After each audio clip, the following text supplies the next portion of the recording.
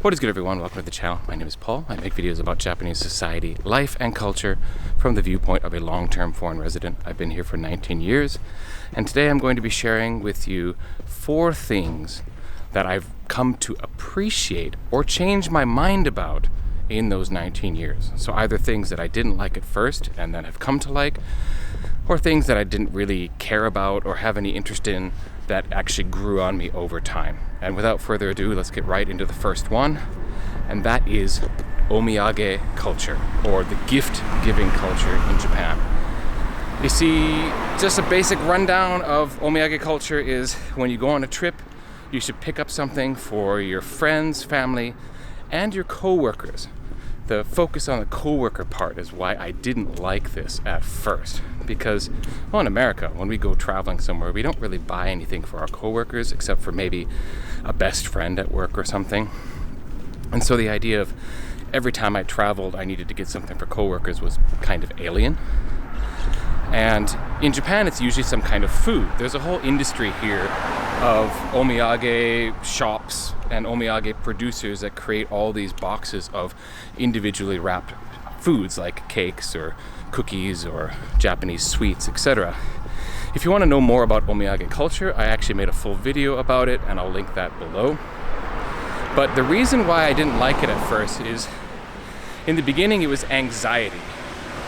I didn't really understand the culture. I didn't know what to buy. I didn't know how many to buy, how much money to spend. I had no frame of reference, and there wasn't much out there when I first got to Japan that could explain what I should be doing. And I got some things wrong in the start, to be honest. That anxiety then later turned to a kind of resentment, because I came to Japan as an assistant language teacher. I was in a junior high school on an exchange teaching program. And part of the whole idea of being here in those first years was to try to travel around as much as possible. So I'm going around Japan, and every time I go somewhere, I've got to buy something for my coworkers. And these are Japanese teachers who barely ever take any vacations. And so it always felt like I was buying all this stuff and never getting anything in return, and I was kind of resenting that fact. The problem was I was thinking about it in a very American, individual first manner. And I've come to understand more deeply what omiyage culture is really all about. And it's a few different things, but at its heart, it's allowing your coworkers to know that you care about them. Because in Japan, how you present yourself to others and the relationships you forge with others is so important. And traditionally in Japan, you are going to be working with the same co-workers for years and years generally. You know, the whole company loyalty. Japanese don't change jobs all the time like Americans do. And so you're trying to forge these relationships to last for years. And you're also giving omiyage as kind of a way of apology, saying, yeah, I got to travel and have fun, and you kind of covered for me while I was gone, and here's a little something as a thank you. And even kind of to live vicariously through me, like here's a specialty of the region, please enjoy it. And that level of omiyage is what really makes it fun. The fact that each area of Japan has some kind of delicacy or some kind of food or some kind of interesting item that is made for that area, famous of that area, and you pick that up, and your coworkers, your Japanese coworkers at least, will all recognize, oh yeah, that's from Hokkaido, and oh, this is that really good omiyage from Kyoto, or etc. And if you put that kind of thought into it, omiyage shopping can actually become interesting, and it's a new layer to your travel. You get to explore what regional specialties are and learn about what Japanese people really like to receive from those areas. And if you're buying really nice things for best friends and family, then you get to kind of browse the really luxurious items of the area, and it takes the domestic travel to kind of a whole new level and appreciation. So I've come to actually enjoy omiyage shopping and don't mind setting a little bit of time aside for it during the trip. And probably the only pain these days is being sure to remember everyone and not forgetting. And it's very common that we'll come home with more than we actually needed because we don't want to miss anyone by mistake, and then whatever's left over we can enjoy, which is not a bad thing either. This actually leads nicely into the second point, which is another thing that grew on me through all my time in Japan. And this might sound strange, like, wait, you didn't really enjoy this at first? Like, this came later? But the second one is actually domestic travel. So let me explain how this idea of how domestic travel grew on me works. I was basically the same as any other tourist when I first arrived in Japan. I didn't have any particular deep knowledge of Japan in any way, shape, or form. I came here because I wanted to have an experience living abroad somewhere for a while, and it was never really about Japan. It's just the exchange teaching program allowed me to do this. And as such, I didn't have a real lot of knowledge about Japan when I first came, and I wasn't really into many Japanese things. And so my first trips in Japan were a lot of just not really understanding what I was looking at and what I was trying to enjoy.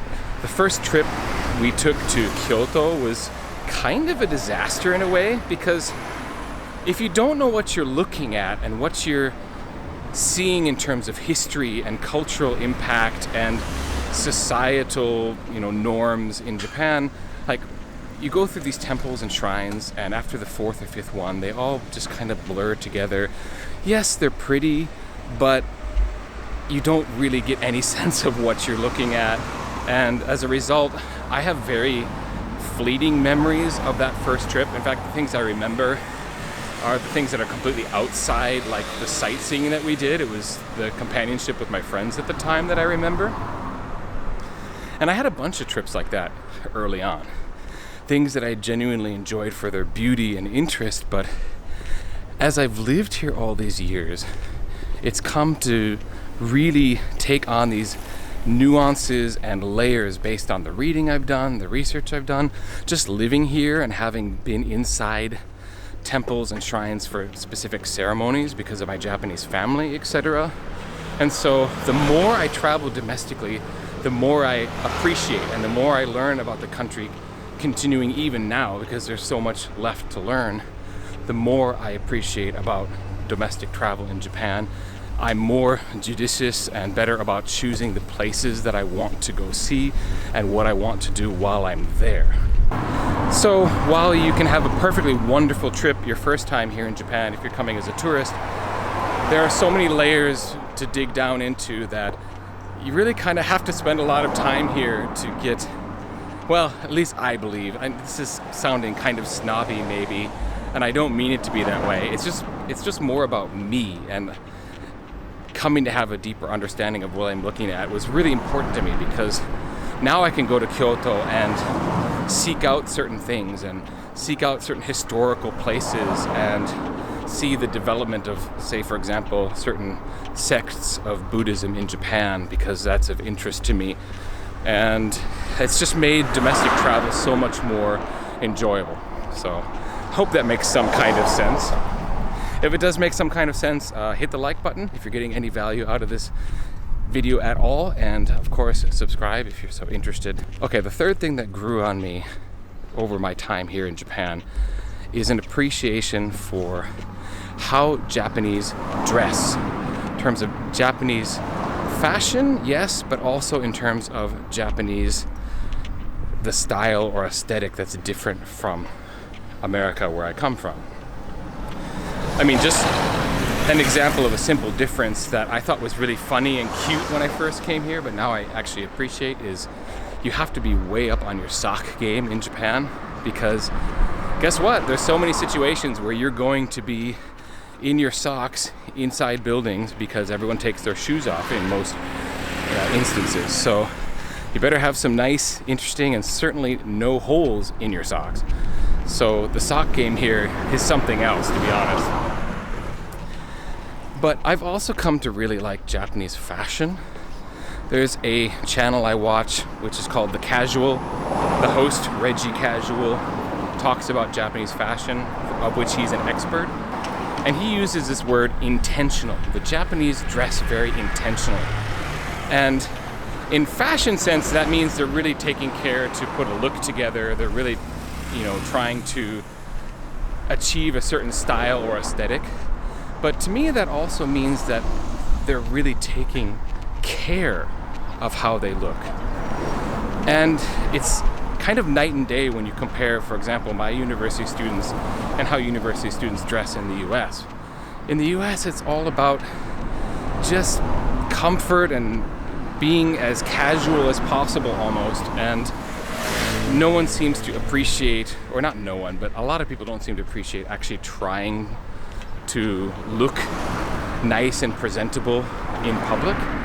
And I do also think that that's part of Japanese culture of really caring what others think and really caring what others see, what you put forth into the world in terms of your face and your appearance. There's a greater sense of care around that, and I've really come to appreciate that. Before then, I was like, I'm just gonna be me, and I'm just gonna dress comfortably, and I'm not gonna worry what other people think. And guess what? If you live in Japan, you start to worry what other people think, but that has good effects in that you have a society that's pretty well dressed, pretty well put together, and people really take a care about their appearance. And I appreciate that. The final one today, which I'll get into in a moment, has to do with the uniform culture. But before I give my points on that, I just wanted to say thank you for watching this particular video. I'd like to remind you that I have a podcast called The Journal of Japan Journeys, where I interview other long-term foreign residents. And I have an Instagram account, xJapter, same as the name of this channel. So go over there and follow me to experience a different slice of my life, because most of what I post over there doesn't have much to do with my YouTube channel. So if you want to see more of my daily life in Japan, go ahead over there and check that out. Okay, so how have uniforms or the uniform society grown on me in Japan? Well, put simply, when I came here, I was very American. Like, uniforms, it's kind of ridiculous. Like, people need to be able to express their individual creativity and dress how they want, etc. And well, guess what? There is plenty of that in Japan. There's no shortage of creativity and people expressing themselves. But when it comes to schools and businesses, and even part-time work, there is a lot of uniform and uniform wearing culture in Japan. And I've really come to appreciate that for the sense of unity it creates in a group, which is very important in Japanese society. Not to mention, there are a number of other benefits of uniform wearing, such as if you have families who are lower income, that's not reflected in the clothes that they are able to wear or the fashion they're able to buy. Everyone's wearing a uniform, so everyone is equal in that sense. And that's, I think, a really good thing. Also, the whole feeling that you're representing something when you wear a uniform, and therefore you take it with a level of seriousness. I spoke about this a couple of weeks ago when I talked about reasons that are good to live in Japan. It's how people take their jobs and their work seriously, and the uniforms definitely play a part in that culture. So there are all these other benefits. There are all these other benefits of the uniform culture, and as such, I've really come to appreciate it for that and understand that it actually has a really good place. And the tipping point for me really came when I've talked to so many students about uniforms and realized that the vast majority of the students appreciate the fact that they wore uniforms in junior high school and high school, and they understand intuitively, and then eventually are able to explain why they think wearing uniforms in the future, in their future work or job, is also a good thing.